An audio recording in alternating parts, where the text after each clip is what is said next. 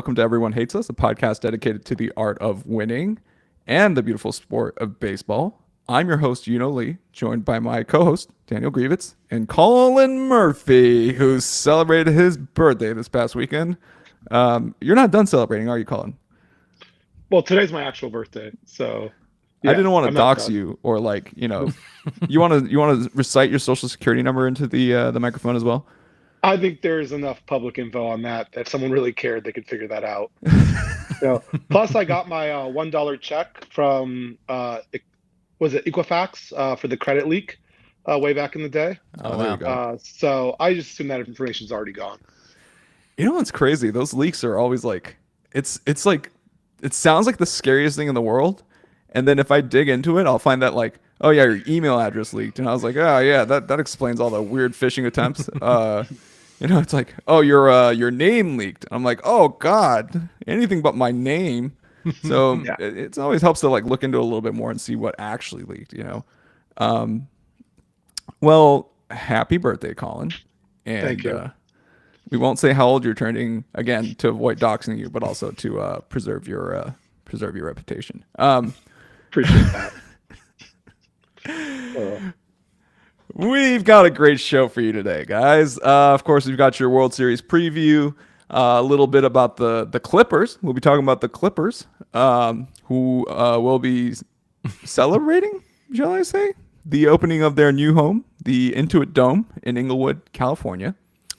We're going to dunk on the NFL schedule a little bit, see if we're going to hammer some picks, and then do a quick Stadium X Awards, Stadium Experience Awards. All right. Before we get to that, though, October 23rd is the day. On this day, in 1964, Smokin' Joe Frazier won the heavyweight boxing gold medal at the Tokyo Olympics. And you're probably thinking, October? Olympics? But the 2020 Tokyo Olympics weren't even the first Tokyo Olympics to be postponed. That honor goes to the 1964 games, which were delayed by 2 months to avoid the midsummer humidity and the September typhoon season. Right, so that's your little fact of the day, October 23rd. Smokin' Joe Frazier won the gold. All right, moving on. If you're tuning in to the podcast on YouTube, you might notice that we've started a new slideshow format. There's only one skill I picked up working at a tech startup. It's creating Google Slides very quickly.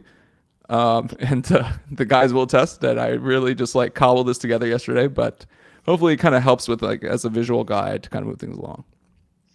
All right. But before we get to the slides, I think it's time, boys.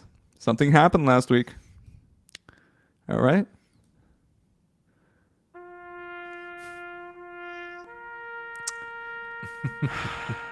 It's time to eulogize the New York Metropolitans.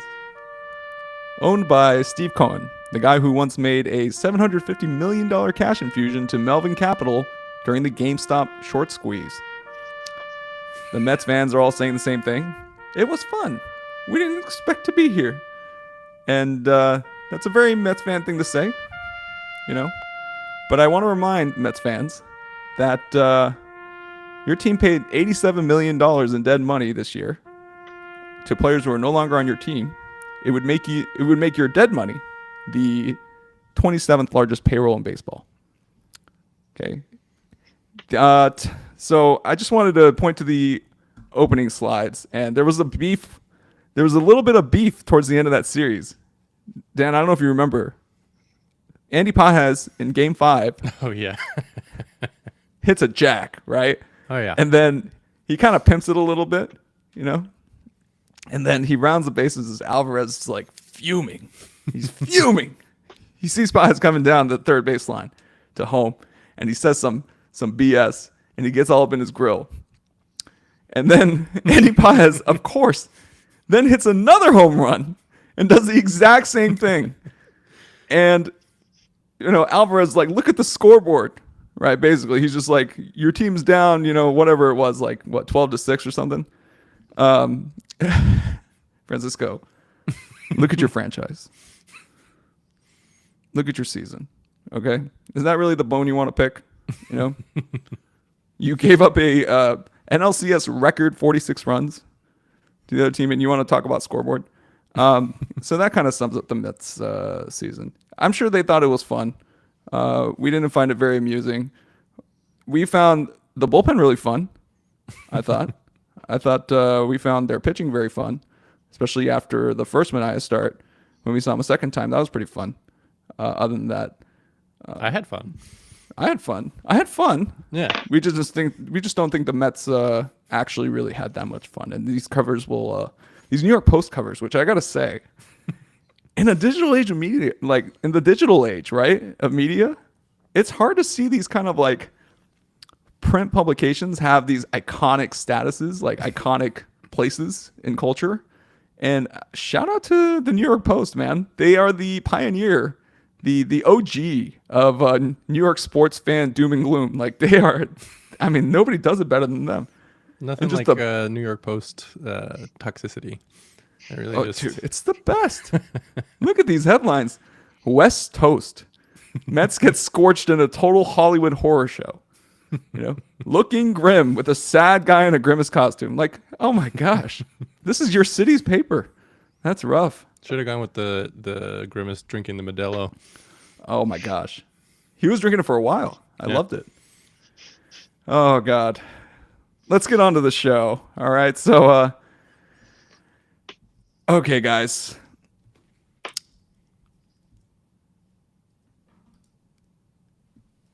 Rob Manfred is officially, somebody needs to hose this guy down. The Los Angeles Dodgers clinched the NLCS on Sunday, a spot to the World Series, the 2024 World Series, to face the New York Yankees. This Friday, 5 p.m. is Game 1 on Fox. And I need your guys' take right off the bat.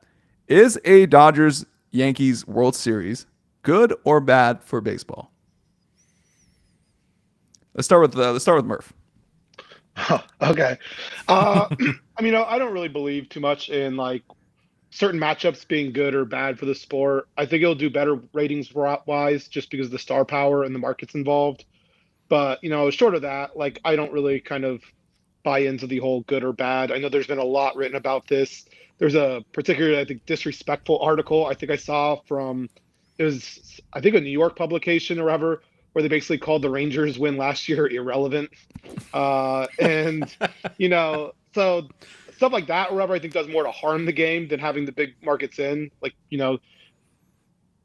it's two top payrolls in. But yeah, I mean, it's a good matchup. I think, though, the big thing is just going to be how good are the games, because there's going to be a lot of eyes on these early.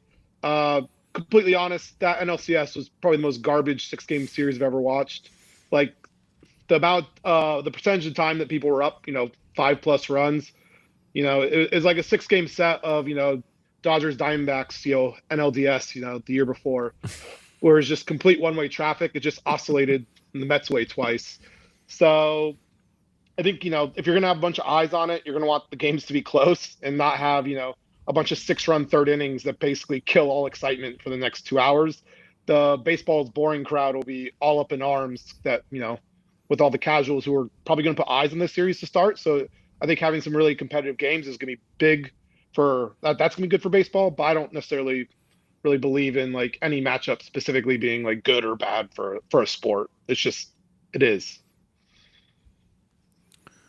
Dan, what's your take? I think to a certain extent you're right. I think the quality of the games ultimately will dictate like how good or for baseball the series will be. But I do think a matchup like the Dodgers and the Yankees can only be good. Like I think despite what I've heard from friends of mine who are fans of other non teams that are not included in this, and how this is a nightmare scenario or the meteor scenario, like I think again, like this is like so many top players, so many like exciting players in one place, and so much history. I think it'll, yeah, I think it's as you put it, Manfred's fever dream for a reason. Like I think it can only drum up excitement, and I think I think more eyeballs is good. I think and I think it will be a good series. So I'm excited.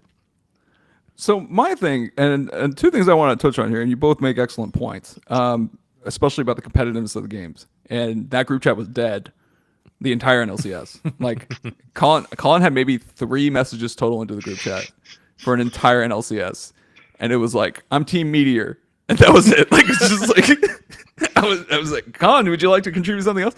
I'm not even gonna lie.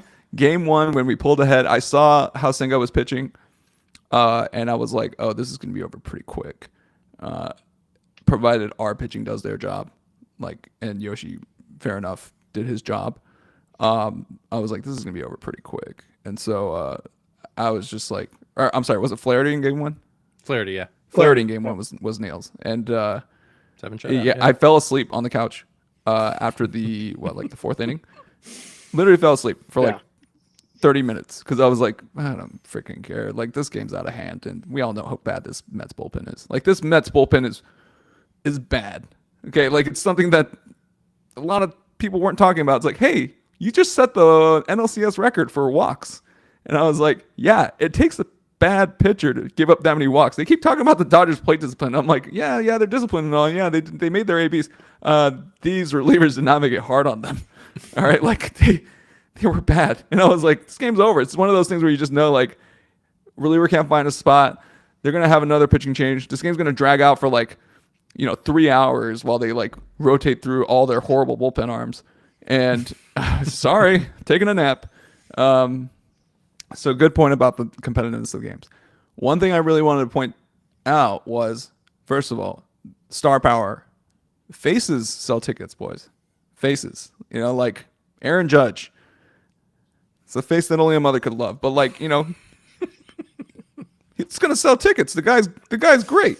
Shohei Ohtani, the overseas market, Japan, where he's basically, Paul Bunyan, right? Like, sells tickets. And I think that's something that baseball has for the first time in what feels like a while.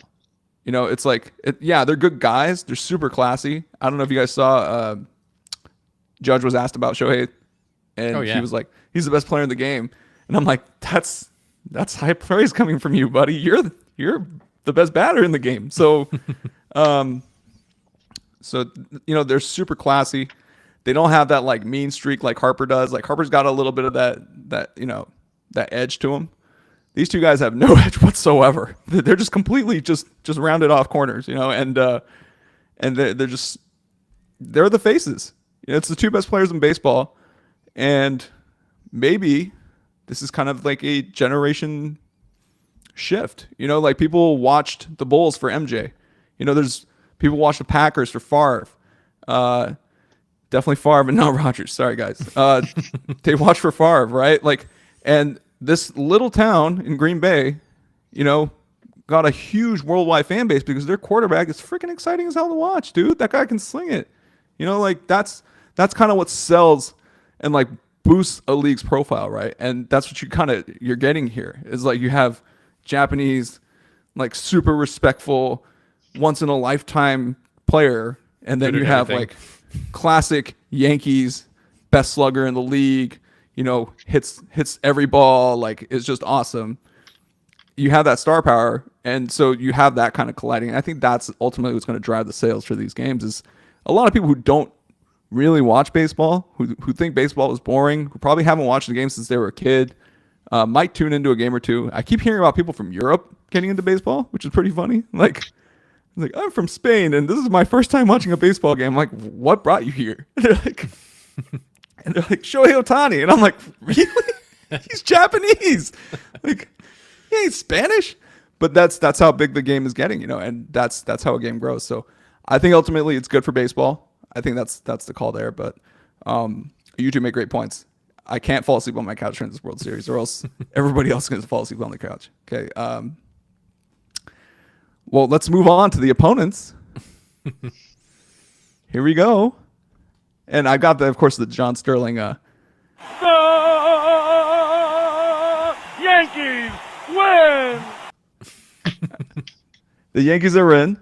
The New York Yankees defeat the Cleveland Guardians to reach the franchise's first World Series in 15 years.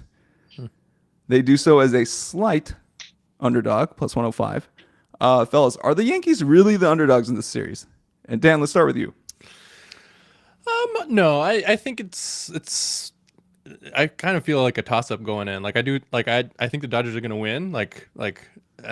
As a homer pick, but I could see it going either way. Like the Yankees are stacked with, like, they have any team with Judge and Soto can break a game open. And the way Stanton's been swinging the bat, like he's going to be dangerous. And yeah, I mean, they got Garrett Cole, who's probably the best starter in the series, and their bullpen, apart from how the end of the series went, it was pretty good in the playoffs. I could see them giving us trouble, but I mean, the Dodgers are going to win, but yeah, I don't think.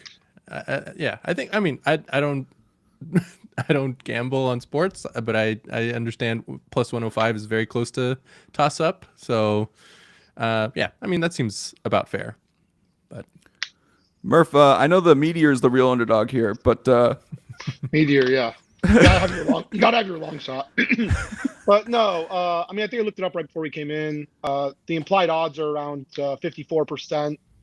You know, so I mean, sure, by definition they are an underdog, but like, I think that a percentage for them to win the World Series is exactly even right now with Kamala Harris to win the presidency. Do you consider her an underdog?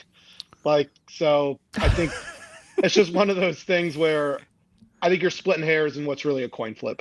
God damn it, Murph. You know what's funny? We were just talking about this yesterday. I was like kind of walking down the street, and I don't want to get too political, but I was like, I gotta feel like Donnie's gonna get his ass handed to him. Like it's not gonna go like they think. And I honestly, I promised last 5 seconds about politics. It's weird how Donnie feels like it's like he's responding to stuff now. Like he's like reactive and kind of like the wheels of the bus are falling off now. As opposed to like where he would say like crazy stuff with a straight face and like people would just kind of buy into it. Now it's just like, dude, what is he saying? Like it really is like, it kind of isn't like, oh my God, he said this, that's terrible. It's now turning into like, what's he saying? Like, what's wrong with this guy? Like, you know, it's kind of more of that. So Unhinged. Yeah, I mean, but like unhinged can be fun. This is not fun. This is just like, what are you saying? Like, dude, how are you going to run a country? You can't even put a sentence together. Sorry, we'll come off the politics. 100%. I think it's a super close series. I'm not going to say who I think is going to win because I'm terrified. And it's one of those things where until the final out is made, like I will not unclench. You know what I mean? Like it's just, I'm going to be tense the whole time. I probably need to like take a bunch of edibles for the first time in like 10 years, you know, but yeah, that's where we're at with it. All right. The best two teams in baseball. Yeah. And we're not going to stop talking about this. This is more World Series content. So obviously there's a ton to work with here. All right. But rank your World Series storylines, right? Like there's so many different storylines. Everybody wants to be like, oh, Tony versus Judge, like New York versus LA. I think West Coast, East Coast kind of died with Biggie, no offense. But that's kind of like, it's not really a thing as much anymore. You know, there's not that kind of regionalism because, you know, we have like our horses in the race. But what are kind of like, what are the storylines that you guys want to see? You don't have to do 3. Just give me like a couple. So yeah, I mean, I think it's interesting you mentioned, you know, the whole West Coast, East Coast thing, because like I assume, you know, from the Yankees' perspective, that's true. They've kind of beaten the brakes out of the Dodgers in the World Series historically. I think they're 8-3 all time versus the Dodgers in the World Series. But I mean, I think the low-hanging fruit is just going to be the MVP off that sits at the top of both these two teams' lineups. You know, Judge, Stanton, Soto versus, you know, Ohtani, Mookie, and, you know, Freeman. How healthy is Freeman going to look? He was not the sharpest, you know, moving around, although he was still swinging the bat very well in the Mets series. I think the big thing for the Yankees is their starting pitching's got to show out. That was what absolutely doomed the Mets in their series. The Dodgers got up to massive leads super early. The Yankees, this is their one spot where they have a clear advantage. The Dodgers lineup is longer. The Dodgers bullpen's better. You know, this is where they have a chance to kind of, you know, impose, I guess, themselves a little bit on the series. And they're going to need, you know, Garrett Cole and those guys to come through. And then I put up a third one that I think is very interesting because one of the big weaknesses of the Yankees pen, they do not have a lot of lefty options. And we saw how great the Padres used Tanner Scott to nullify Ohtani in the NLDS. Is that what we're going to see out of Tim Hill in this series? Because I think he's going to be the crucial guy. Is this going to be a situation where are they going to kind of copy what Lavello did versus the Phillies, where he basically just said, I'm not going to put my best lefty against, Schwarber and Harper. I'm actually going to send it at the bottom of the lineup and then have you sub out your whole bench, put in all your righties, and then have my right-handed relievers come in and just deal with them down the stretch. So it really, I guess, comes down to, Tim Hill, does he feel that he can get Ohtani and Freeman out is the biggest thing. And I guess, what are the leverage situations that they're coming up with? Because the Dodgers is definitely a team where you can get them to blow their bench early, potentially, get Muncy out there, and kind of get all those right-handed bats in. So then when you're trotting out the rest of those guys like Conley, Weaver and such, they're not having to face as many lefties. Obviously, you're still facing Ohtani and Freeman. Those guys aren't getting subbed out no matter what. But yeah, I'm interested to see how they choose to use Tim Hill. And if they go even deeper, they have spacing on the other lefty that they have in that pen. But, they've not used him in high leverage situations this year. Are they going to try and maybe roll him out versus Ohtani once or twice to see kind of what happens there? It's going to be very interesting to see kind of how they handle that, because it is a very, very right-handed bullpen for the Yankees, especially for the leverage spots. Piercing analysis from Murphman. We really got it nicely done, Colin. Yeah. Dan, what do you got? Well, I think the biggest storyline that Colin left out, and the biggest advantage that the Dodgers have that Colin left out, is the managers. I think Doc Roberts, the matchup between Doc Roberts and Aaron Boone is going to become significant, especially in a series like this where the Dodgers rely so heavily on their bullpen, and they like there will be a lot of chess moves going on, and I think the Dodgers have better pieces, and I think the over a decade worth of playoff experience that Roberts has accumulated with the team has given him I think he's not making the same mistakes that he was making in those early years. I think he is most of the moves that he was doing in these last two series, I was right there with him, and I was they made a lot of sense, and I think I don't think Boone can match that, and I think that'll come up big in some scenarios late game. I did like seeing the connection that they both have. Boone hitting the big home run in 2003 for the Yankees, and Roberts getting the steal in 2004 for the Red Sox, which were they were both midseason acquisitions, but they came up big in the playoffs.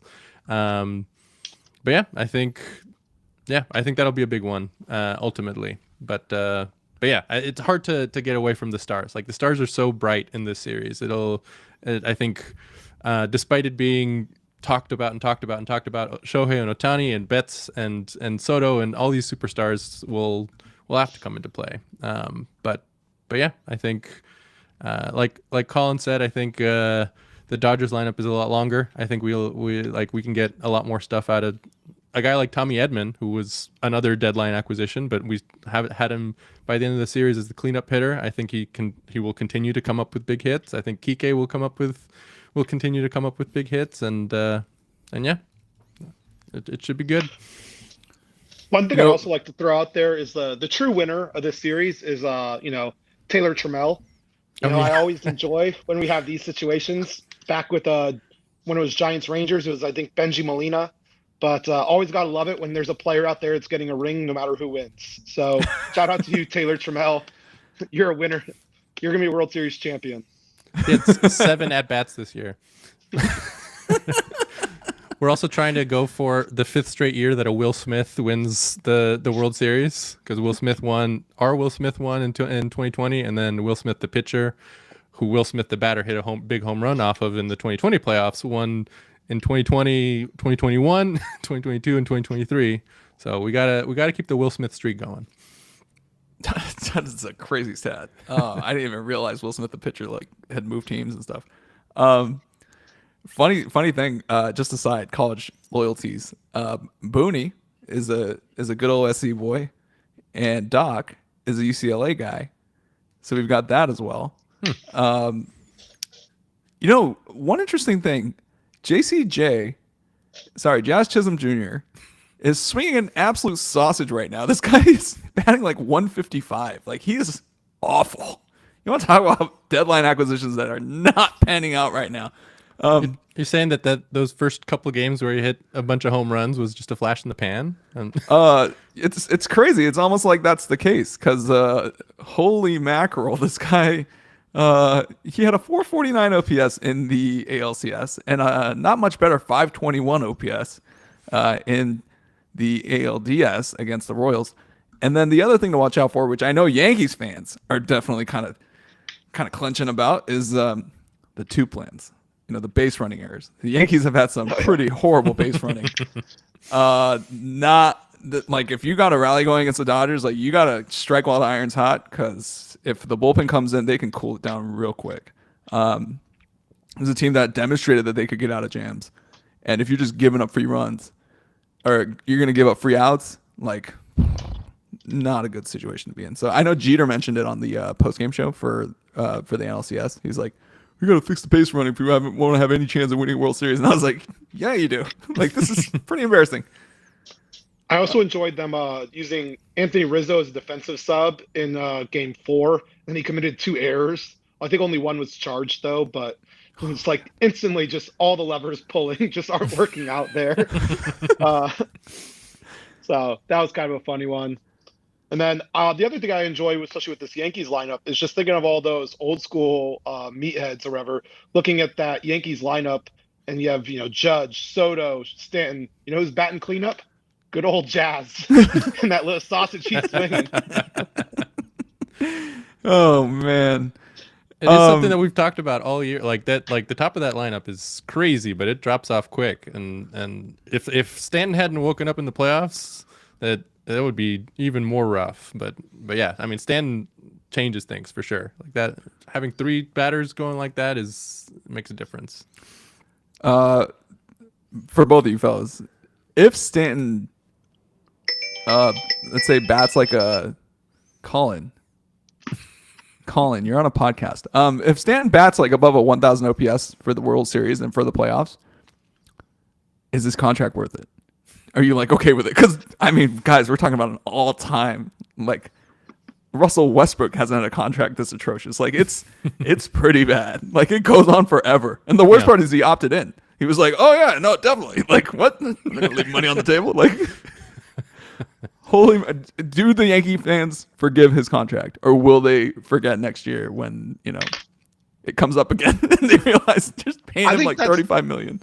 I think those are 2 different questions there. I would say, flags fly forever. And so it would be worth it, especially if he continues this hot streak. But if you don't think people are going to be calling in to New York radio telling him that he needs to be DFA'd after he goes like batting 067 for 2 weeks, then, you're out of your mind. I mean, if you DFA him, you still have to pay him. So, I don't think they even care about that. It's just a visceral anger. Oh, Stanton catching strays. All right. We can finally move on. Next up, fellas, it's almost NBA season. It actually tips off tomorrow, I believe, on the 24th. Is it tomorrow or is it? Isn't it tonight? Tonight? Okay. Yeah. But the Clippers will have their first game at their new home in Inglewood, California, at the Intuit Dome. And Kawhi is out indefinitely, but somehow found time to star in a NBA tip-off commercial, which is like super awkward because this guy's not going to play. Guys, I want to, as Colin, you were here when Kawhi signed with the Clippers. Like you were in LA and you saw like the dooming that I was doing that day, screaming at the TV and all that. Will the Clippers ever win one? Because like Steve Ballmer is trying everything he can. Like, are they ever going to win one, or are they just going to stay the Clippers forever? Yeah, I mean, I don't really believe in like things like kind of just being in perpetuity like this. I don't think there's any like signs that Ballmer has been a bad owner like across the board. I think ownership is what leads to like a lot of the big issues. To go into football, William Ford was running the Lions forever, and they were god awful. He passes it on to Sheila, and she's running a very great ship, and the Lions instantly have become competitive. Meanwhile, the Browns similarly were snake bitten. they sold to Jimmy Haslam. He's miserable, and they had a promising core, and they're spoiling it right now. So I was like, where are you going with this Cleveland thing? Like, Yeah. 'cause, well, it's more like, the franchises that continue to suck, they continue to suck because they keep getting worse, like bad ownership. Ownership is like the rot that like kind of persists through all this. I don't think there's any proof that exists with Ballmer. I think getting their own stadium is a huge thing for them to get out of the Lakers' shadow, which they're perpetually going to be in if they stayed at, the crypto.com arena.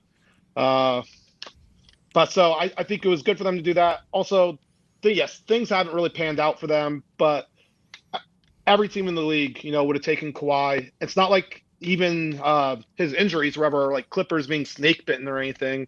Like he had the degenerative knee condition in San Antonio. He was on a minutes restriction in the playoffs when he won the title in Toronto. This is really just the aging natural curve of that. They've just been a little bit unlucky with this. Even this LA tip-off ad, it's not even the worst, Clippers ad that's come out. I would say Paul George's no OT tonight when he was like 0 for 36 on game winners was probably the worst of the, Clippers ads that we've seen. So this is just a blip in the radar for a franchise that's had a lot of blips. Dan, what do you think? Like, as an LA sports fan, Dan, you bring a different perspective. Like, are the Clippers always just doomed to always be the Clippers? Oh, well, in certain respects, yes. Like I think they will always be in the Lakers' shadow in LA unless like that hierarchy will take like decades of of different results to really change, because that is established. Just like the Angels and the Dodgers, like there is a clear hierarchy in the city. But no, I think saying that they'll never win is stretching it a bit far. I think if the Clippers do the right things and hire the right witch doctors to sacrifice the right assortment of animals on the right dates, I think they can finally break that curse and actually make something happen. Maybe even make the finals once. But what I'm thinking is like, is that kind of like little brother status kind of scaring away top end competitive free agents? Does it kind of put a ceiling on like how well the players can perform? Like, is it really like how hard are you going to play? And that kind of leads to my next point in our next slide. I mean, they've had CP3, Blake Griffin, Kawhi, Paul George. Like they've gotten players to force their way there. They've gotten max guys to stick around. It's LA. LA sells itself. I mean, The Nets are second rate in New York, and they're incompetent, and they're still able to get like max guys. NBA players want to live in LA, and the Lakers can't sign literally everybody. So the Clippers are always going to have pretty good options there. I like that. Yeah, that's a good rebuttal. I agree with Colin on this. Like I think they get players, like, and they have been, but it's the Clippers. It doesn't end up mattering. Remember, they are the Clippers. Don't forget. Like remember they got them both, and then like Kawhi never played PG, and there was like rumbling in the locker room about Pat Bev being unhappy, and like it's like a PG and Kawhi clicking there, and it's just like it falls apart like it's like the Jets. They're like the New York Jets. It's like, guys, what the hell are we doing here? Speaking of what the hell are we doing here, we're gonna build a wall, boys. This is the wall pictured here. So the Intuit Dome is going to feature a special section for up to 4,500 fans. 4,500 fans who are not allowed to scalp their tickets, who are not allowed to give the tickets to any opposing fans. So the Clippers are tipping off at the new Intuit Dome in Inglewood, featuring the wall, a gate-kept section for up to 4,500 Chuck Mark certified fans. Is this thing actually going to be a thing? Okay, does anyone want to go to the Intuit Dome? Do you guys? Let's play buy or sell. Are you buying or selling on this wall? Are we gonna not hear about this again in 2 years, or is this actually gonna be a thing? I think it very well could end up being a short-term thing. But I think it'll be a thing this year. Like I think with the hype of the new stadium, and I think in the short term I would buy it, but I would definitely be looking to sell within a year or two personally. It's a cool concept. I like the idea, but I think in practice, especially in a city like LA where there's so many other options, I think having a section that's that exclusive, especially to a team like the Clippers that ultimately has never even made the finals, is ambitious. And I think a bit too ambitious for their positioning, like within the culture of the city. Yeah, I'm similar thoughts to this with Daniel. I think like it's just almost feels like a college-ification, attempt here from Ballmer. I think it's a very interesting try.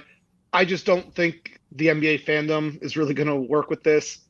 I just don't see it working out long term. I do think, it's a new shiny thing. So sure, like there's going to be some bump early, but I just can't imagine this is going to be a long-term plan. And I could just see this end up being like pretty thinned out as people don't consistently show up to 41 home games is quite a bit throughout the year. So you're kind of asking a big buy-in for people.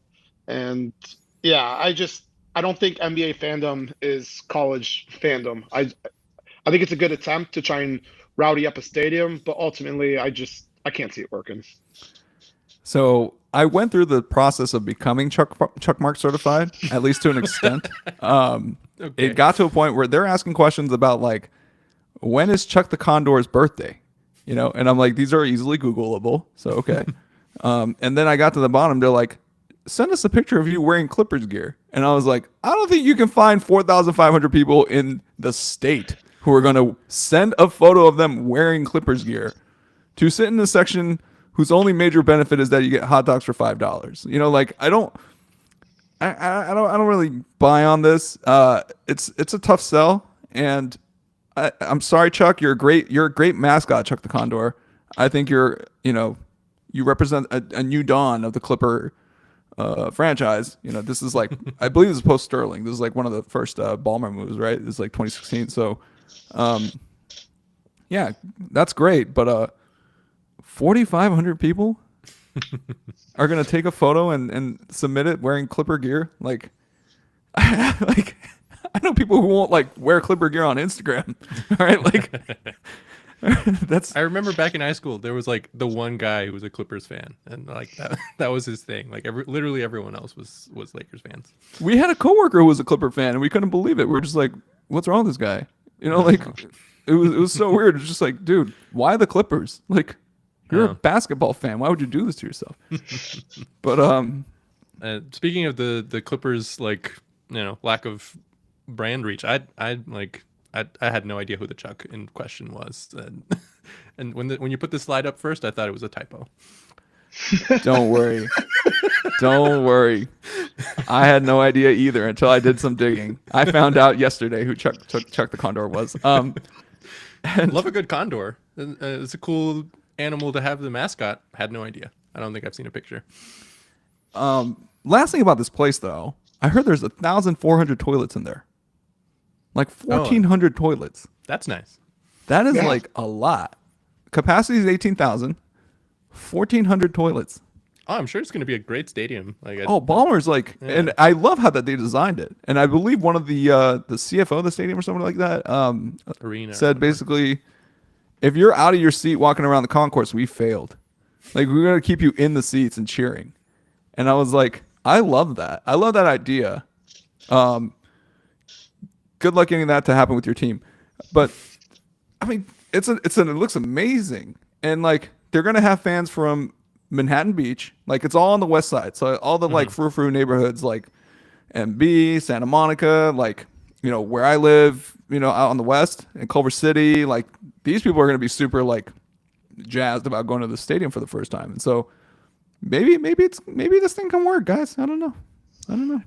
I just don't think the team is good enough at this point in time to really keep that excitement going. Like, I They think got James Harden though. How could they not get them? They really kind of needed to have a better, like, I think Ballmer would have wished that this would be a top 3 seed team coming into debuting a new stadium, not a team that's, Harden's still good, but he's really not an 82-game player anymore. Kawhi's out of the lineup.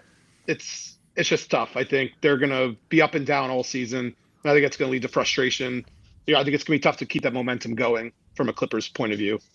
And the West is tough. The West is very tough this year. I'll tell you what, I wouldn't mind watching some other teams play at the Intuit Dome. So, the Clippers will still be the Clippers. You can always get those tickets to watch other teams come to town and beat up on the Clippers. So I'll certainly try to make the trek out there. Not that far from my house. Literally like 20 minutes from my house if I just go down the 405. So Probably won't be making too many treks out there. I don't blame you, Colin. I don't blame you. But I'll probably see it you're from next to the outside Premier when Club. Whenever I'm Yeah. next to town. Yeah. All right. From week basketball to week football. Okay. Guys, this is not the best week 8 schedule or not the best NFL schedule I've seen. Just showing off some of these matchups. We got the 1-6 Pats with their divisional rival, the 2-5 Jets. You guys got a snoozer. The Packers are the 5-2 Packers are up against the 2-5 Jags, trying to keep Doug Peterson's job alive. This is a pretty grim schedule. So, are there any matchups that stand out to you guys this week in the NFL? I mean, I think the big one that comes out is the battle of the 2 rookie quarterbacks. You get Jane Daniels versus Caleb Williams, and probably the 2 most surprising teams in the NFC this year facing off.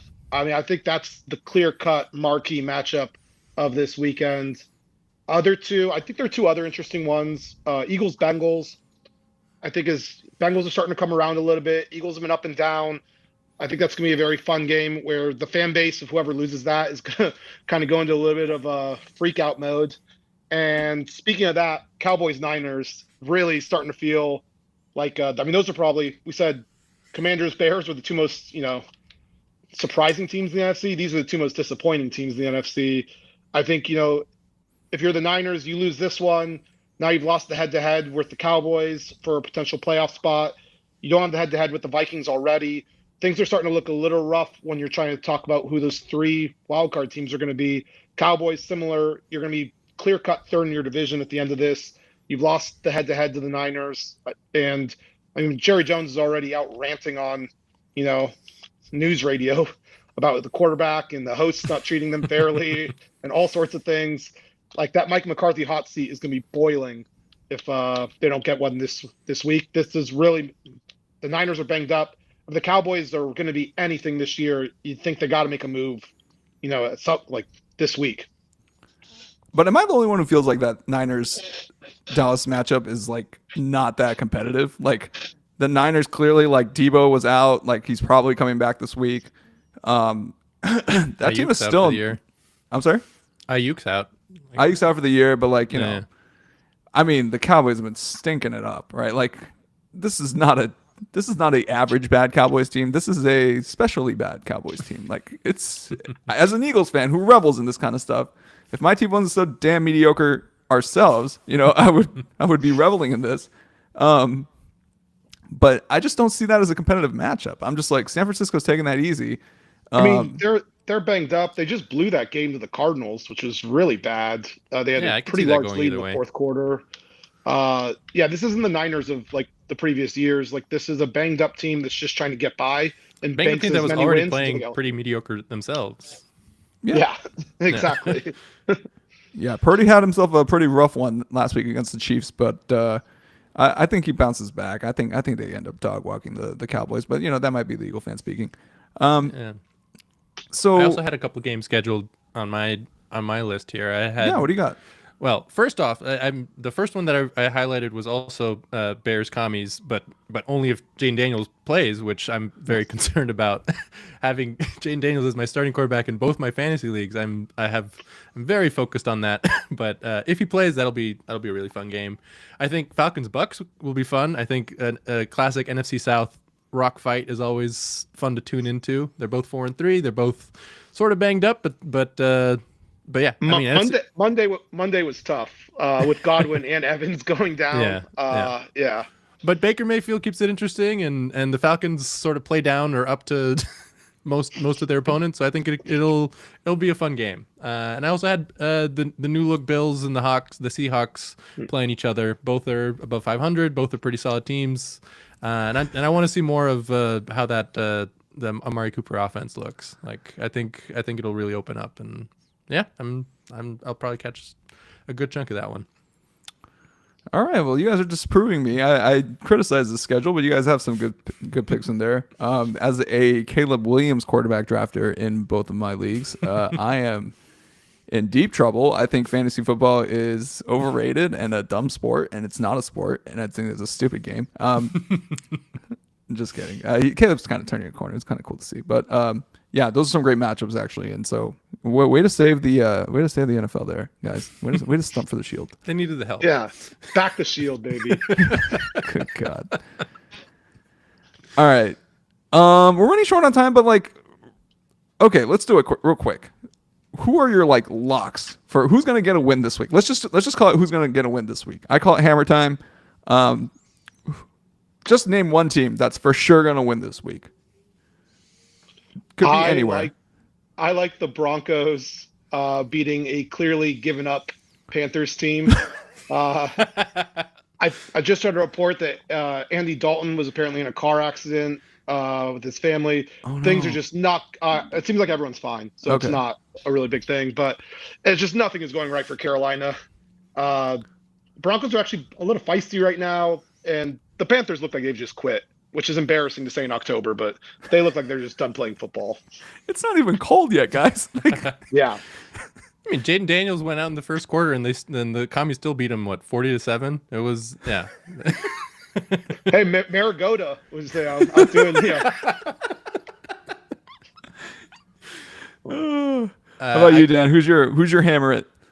Arsenal at home against Liverpool. They play up. They in the big games they show up. I have full confidence in my guys. That's your lock? 100%.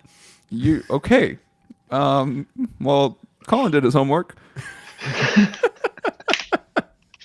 Moving on. All right, guys, here we go. So it's time for the Stadium Experience Awards. I like to think that between the three of us, we have some pretty significant experience built up going to sporting events around the U.S. and around the world. So we feel at least somewhat comfortable giving out awards for the best stadium experiences we've been a part of. We're just going to keep it short and sweet. Four categories. And, of course, we'll start with what's most important to which is the food. Okay? So I want... why don't we all go? So go ahead, Murph. Why don't we start with Murph? Best stadium food you've ever had? I actually don't really eat at stadiums very much. I'm more on a liquid diet Jesus typically. Christ. If we're being completely honest. Which one had the coldest beer? Coldest beer? I'll tell you, it wasn't Levi's. That place was dumb. No, actually, I will say, Dodger Stadium, wherever, has a lot of those like little quick kiosks. You could actually get beer pretty quickly there. I think they're one of the better run stadiums in that regard. They just have a ton of those like little, just almost fridges. You can just kind of grab and go and get straight out.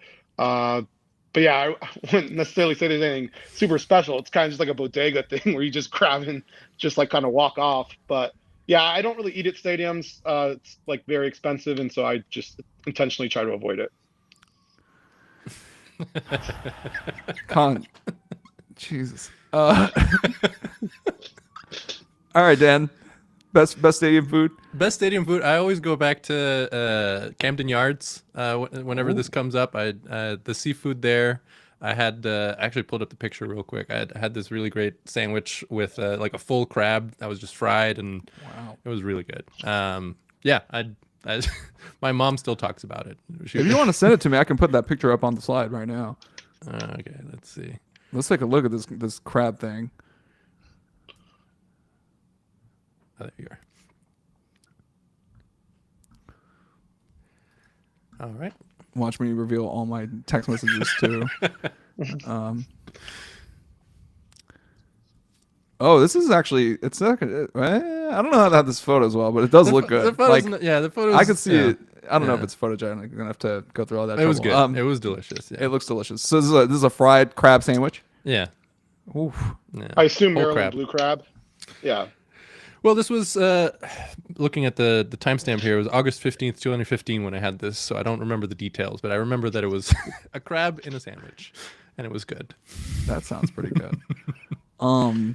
So I didn't do my homework either. I chose an anti-award for the worst stadium food, definitely.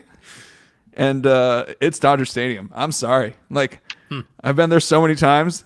Every time I go, and Colin knows this about me, I have no qualms about shelling out for stadium food. No. None whatsoever. And it is consistently disappointing. And I don't care what people say about the Dodger dog. It is not good. It doesn't taste good. I was eating a hot dog at Costco the other day, and I was like, if this was the Dodger dog, I would buy more of them at the same price that they charge at Dodger Stadium right now. And instead, it's a Costco dog for $1.50. And, you know, the Costco Glizzy it's an American institution, all right? Like, we're not going to, you know, but for as much love as the Dodger dog gets, oh, God. Right? Like, come on, guys. All the love the Dodger dog gets is from when they were Farmer John. Like, they weren't great then either, but they were solid. Now they went away from Farmer John, and it's just not the same. I don't know what the hell they're selling back there, but it's just not good. And then like the nachos and the nacho cheese and the fries, like I guess the garlic fries are okay. Nachos? I mean, the nachos suck. Like, yeah, what do you want me to say? Like, I mean, well, some of the fancy places, you know, that they use jalapenos. but the Dodgers, they put pickles on them. Yeah. I mean, yeah, I've never been impressed by Dodger Stadium food, and I've had it like top to bottom. Dugout Club, even the prime rib at the Dugout Club's not that good. Like, and we're talking about like $600 tickets on an afternoon game against the Rockies or something, you know, like, and you know that part's not good. The stadium suite level food is not good. Like, they have this mac and cheese that's like still like. It's still too like grainy, and like I don't like that texture on the mac and cheese that they have. It's like it's just the food, and you guys know I'm a big food guy. Has never been good at Dodger Stadium, so that's my anti-award. Like, screw the Dodger Stadium food. Get better, okay? Leave your restaurants. Like, I know your name. I know who runs your operation. Like, please fix, okay? I really used all my time just to do that. Just want to make that clear. All right, guys. Next category: crowd. Which stadium has the best crowd?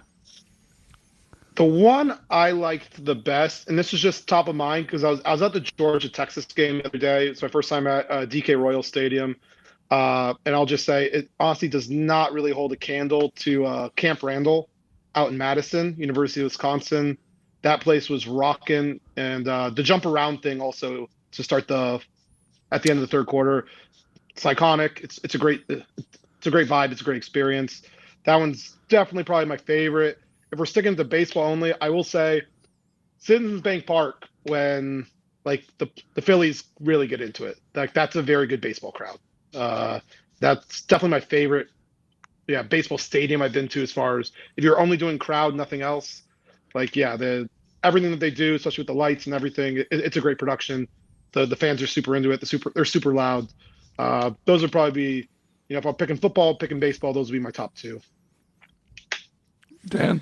Yeah, I think in the U.S., if you go by crowd, you have to, like, objectively, it has to be one of the college stadiums, just because it's like it's another thing. It's the closest thing to European soccer. Like, the vibe is just on another level, and by far the stadium that I've been to the most is USC. So I'd have to go for that one in terms of personal experience, at least in the U.S. For baseball, I mean, Citizens Bank Park has such a great reputation in terms of I don't know about in terms of the crowd engagement. But I actually kind of I enjoyed sort of the vibe in this last series actually at Citi Field. Like I liked hearing the fans singing. I've never been to a game there, but I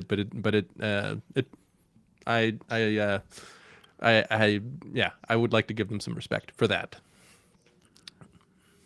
Damn, you stole both of mine. No, because like Citi Field, when I saw that they were singing the Temptations, and I was like, that's lit. So you guys know I'm like a big pro wrestling fan, and when the crowd gets into it, it kind of makes the whole thing. Like when they start singing theme music and all that stuff, like that's when it gets really good. Like. And I wish I could show you guys some clips, but like WWE's got this down to a science. You know, they've got like the entire crowd like singing opening themes for like their favorite guys, and it's like it when they say electric, that's what they mean. Like that feeling is electric. And Citi Field, I was like, that crowd is electric. Like oh my gosh, like I kept thinking like, remember when we were like, oh, are they the best fans in baseball? Like they're up there. And I was like, and how many stupid Grimace costumes did you see? You know, and it was like. Oh my gosh, they're crazy. So many I OMG signs too. Yeah, They got into And all it's their just- little. they have their own like homemade OMG signs that look exactly like the ones that they have like in the dugout. Mhm. Like these fans are crazy, And then I go to Dodger Stadium, everybody's all buttoned up and stuff, like. And of course, the sections I'm sitting in too. It's just like, are you guys all rich and bored? Like, God, this sucks. So, yeah, it's I see City Field. I'm really jealous of that one. Obviously, for football, college football, our alma mater. Yeah. Oh God. You know when it's the craziest is when it's so hot because college football tends to coincide with like cooler weather for most people. For us, it's like 100 degrees. Yeah. It's like the Santa Ana winds are blowing into that little bowl and like just pissing on our souls, and it is so hot, and I am so drunk most of the time when I'm there, and like there's nothing like it. There's nothing like it, and I always lose my voice when I go, and it's one of the best experiences I've had in my life. But like my experience with college football stadiums is fairly limited, so. I will say, my favorite experience of the Coliseum. We were at that one game. I think you and I together. The Trojans took a nice little 7-3 lead, and the fans started chanting "overrated" at Oregon, and then Oregon proceeded to drop 50 points, and it was a blowout. All right. At least you didn't bring up the Wazoo game. Well, that was just ugly. That was a painful game. 10-7, pick 6 to win it. I was like, oh, we have a shot, and then against Oregon, and I was like, oh, we have a shot. Okay, we don't have a shot. That was a rough game. Moving on. Okay, this is kind of like a random whatever goes here section, but the vibe. Which stadium has the best vibes? And I'm gonna go first because I might steal Collins. Lambeau Field. Walking there, I didn't. That's not what I was going to go, actually. But That place is a cathedral to football. It feels like a holy place. I like, and you guys are both Green Bay Packer fans, and you guys know me. I'm an Eagles fan. I hate you guys, and I hate your guts. But when you go to that city, and it's probably because like, sure, I could say this. It's probably because the city of Green Bay is like a shithole. Like, like it really just feels really like everything just feels dingy. Everything like Wisconsin, I feel like the city's just consistently like the town is just consistent. The entire state is drunk all the time, drinking to forget that they live in Wisconsin. And you go to Lambeau Field, and it's like finding a golden toilet in like a totally dilapidated house.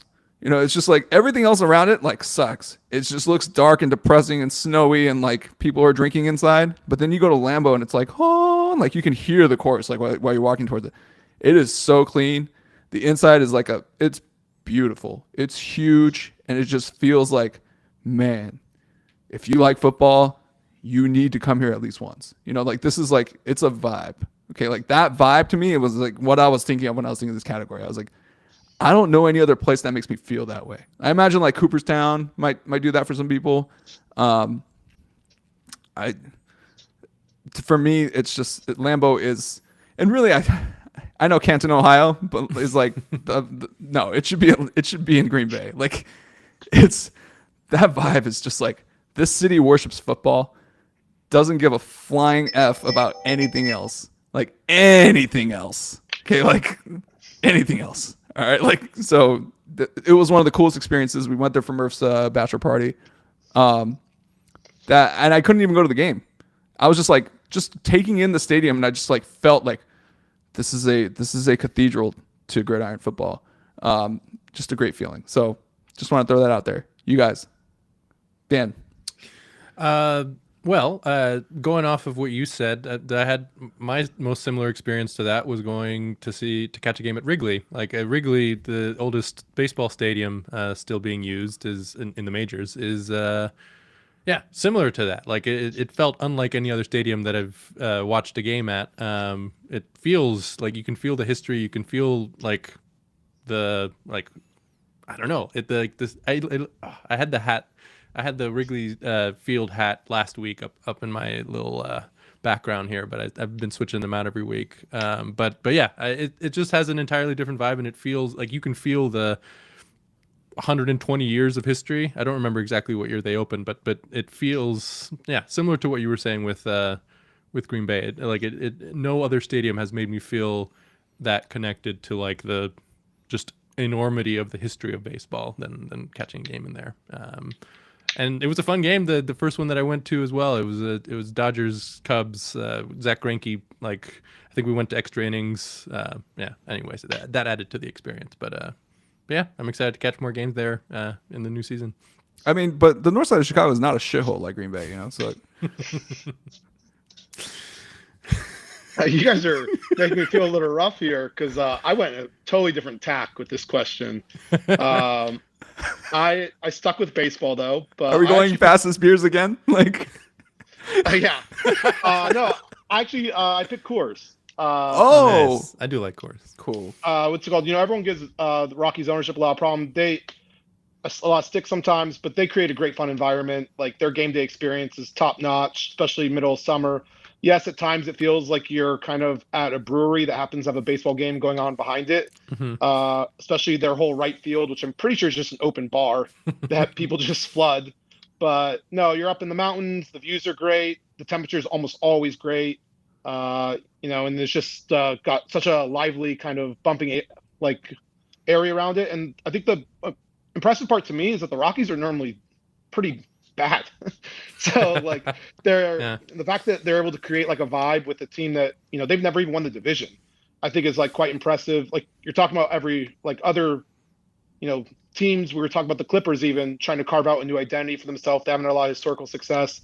I mean, you guys mentioned two of the most like oldest and historic like franchises. Like here are the Rockies, like a 90s expansion team, and they've created like a great like experience, you know, proving that like you don't necessarily need to have 80 years to kind of get something going if you kind of set out and kind of target the right, you know, kind of vibe, I guess, for it. And there's a reason why like Rockies games are very well attended, even when they are putting up 80 lost season, 90 lost seasons, you know, and it's just because the game day, you know, experience at the stadium is just pretty great out in Denver.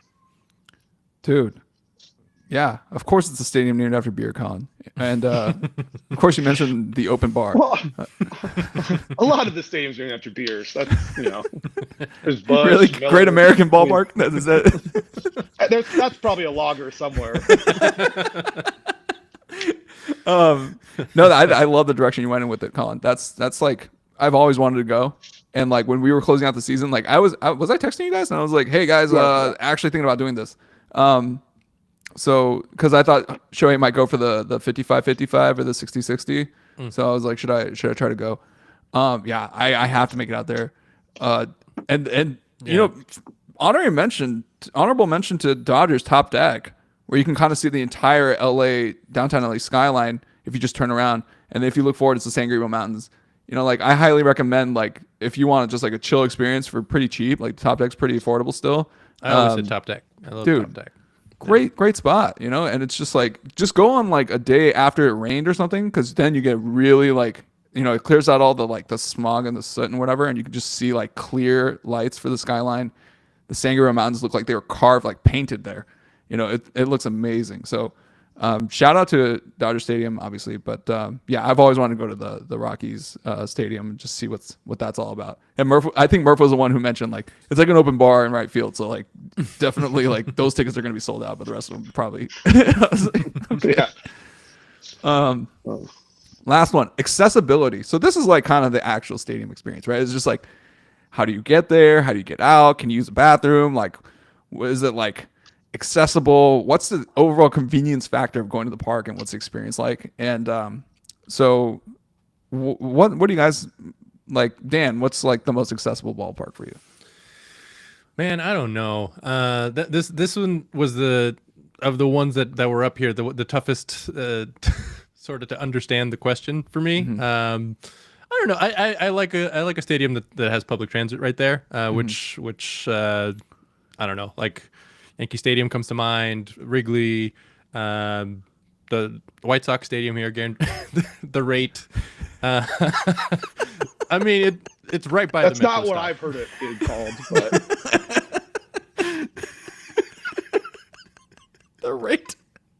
Guaranteed Rate Field is right by the metro stop, so it's convenient. Yeah, I mean, I don't know, like, yeah, public transport, which Dodger Stadium, as much as I love it, is always a struggle. Like I know my parking spot and I walk like 30 minutes to get to the stadium, but yeah, it's not ideal.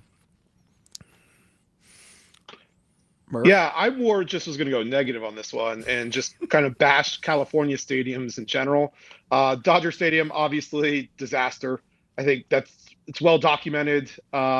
Just kind of the big issues there.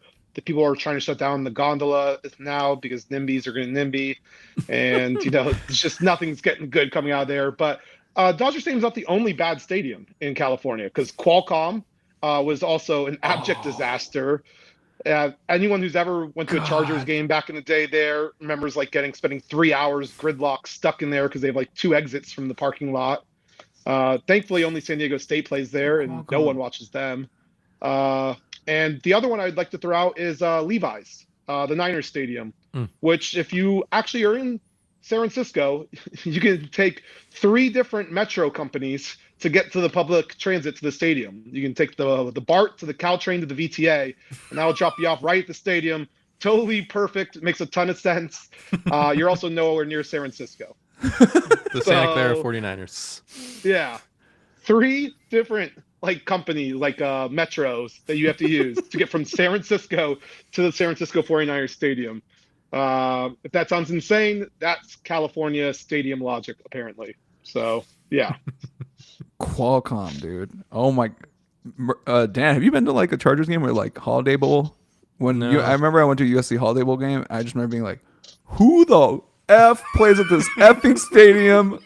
Why are the Chargers so popular in this city? Oh my gosh. And it looks like a freaking apocalypse hit it already. And it's got like the gnarly looking freeway overpasses and stuff. And I was like, I get why the Chargers left. All right. Like, I understand. But we didn't want them. But oh God, it's like you're almost like, we got to get you out of there.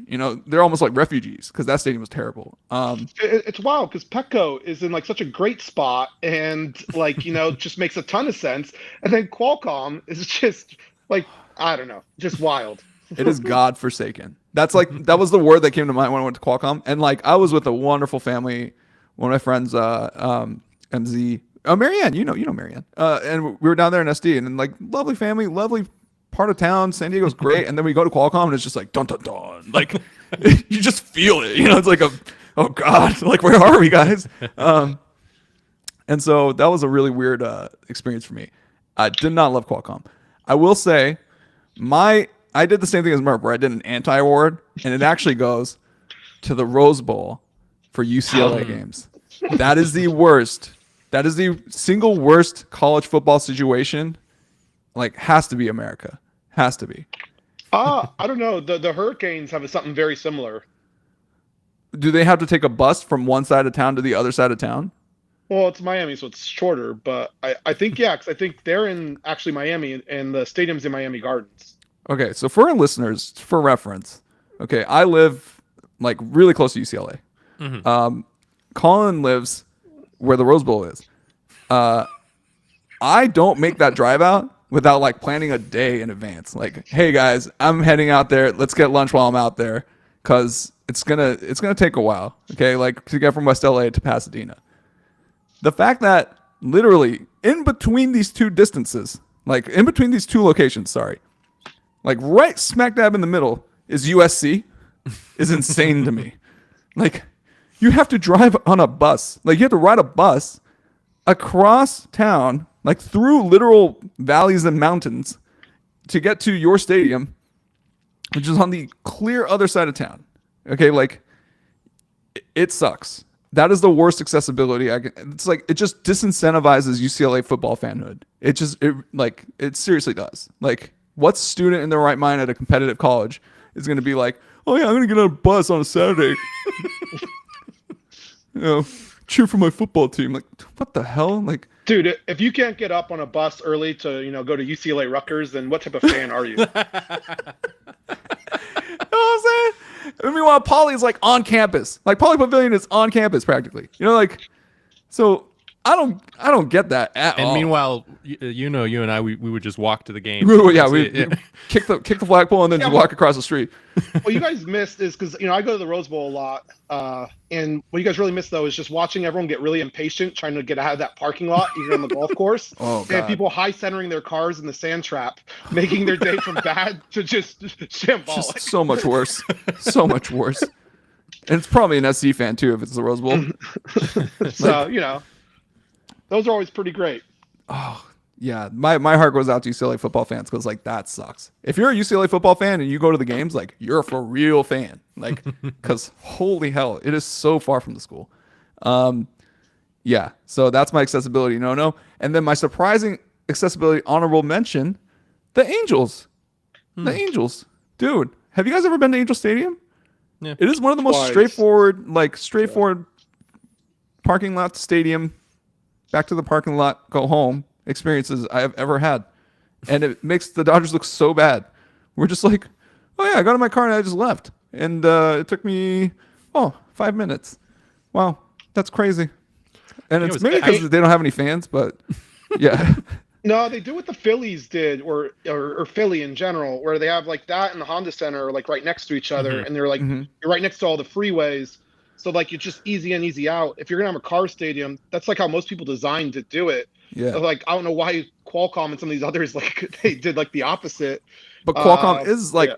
adjacent to the freeway. There's just no freeways going into it. It's just like it just makes no sense. Like the stadium makes no sense. Like why wouldn't the taxpayers? You guys are rich. Like pay for a stadium. Like what the? Okay. Oh, sorry. Sorry. I didn't want the Chargers. Okay. I didn't want them. All right. And now like Who did? all those angry, frustrated tailgating fans are going to San Diego State games and like Padres games and pretending baseball's football. Like stop. Okay. Like I love baseball, but it's different. Oh God. Oh, USA. Which leads into our next segment. All right. It's our 34 seconds, boys. Here we go. 34-second rant. I'm going to time you using let's use Google. Stopwatch. Oh no, use the timer. Then we'll do 34 seconds. All right. Dan, do you have your rant ready? 34 seconds. I have my rant ready. All right. Begin. I would like to rant against all the people complaining about the new Champions League group stage format. I believe they went from 32 to 36 teams instead of groups. It's one big group, which I think is a fantastic idea and gives variety. It gives like people complain that there's been a lot of competitive games, that with the goal differential, it just becomes a goal scoring competition. But I think that's all very silly. Like I think the variety that it brings, and just every team being able to play 8 different opponents, and then sometimes 10 games is just brings a whole new dimension to it. Thank you, Dan. All right. Champions League. Okay. That's wow. Okay. Colin, you have 34 seconds. I'm not judging. I'm just saying. Yeah, well, actually, I'll just piggyback on that because I'll actually rant against it here a little bit. I'm going to talk about, fixture congestion or whatever. Soccer is getting extremely greedy at this point. You have your league games, which are about 38. Now you have your cup games. Now you have almost a league cup games. And now they've expanded the Champions League again to 10, which I do like the format. It's much better for first time they did something that didn't only benefit the big teams like they've ever done. But between that, then there's the international tours that they always do in Asia and North America. And now there's the Nations League. So now there's more important. A bunch of friendlies. They're no longer friendlies. They're competitive international games. And so now players are playing like 70 games. It's ridiculous. No, yeah, 100% agree with that. That's true. 34 But I don't think that's seconds. the Champions League fault. Yeah. I'm not even going to take 34 seconds. If you don't like that the matchup is the Dodgers versus the Yankees, I'm looking at you, Art Baseball. Just shut up. Okay? Nobody cares. All right? We literally had, it's like, oh, high payrolls are ruining baseball. Shut up. No, they're not. Okay? We literally had the Rangers versus the Diamondbacks last year. Okay? Did you watch that one? Oh, what was your excuse for not watching that one? Huh? Oh, it's boring. All right. So you just don't like baseball. You just like complaining. Okay? All right? So if you got a problem with the matchup this year, kick rocks. All right? It's great for baseball. All right? There we go, and that'll do it, guys. Thanks to all of our listeners to getting this far. We went an hour and 15. It was pretty mighty. Thanks as always to Dan Grievitz, Colin Murphy. Colin, happy birthday once again. Wish your teams all the best of luck. Except for you, Colin. I don't want a meteor. And I just want to say, give us 5 stars, thumbs up, hit the subscribe button. Enunciation masterclass there, boys. So yeah, hit the subscribe button. If you are tagging along or following along, just send us some love because we got to get this thing growing. And I don't know if we got to get this thing growing, but we should grow it. We should try to grow it. Be nice. Yeah, keep on rocking in the free world. All right, Go Dodgers. see you guys next time. Go Meteor. You said the exact same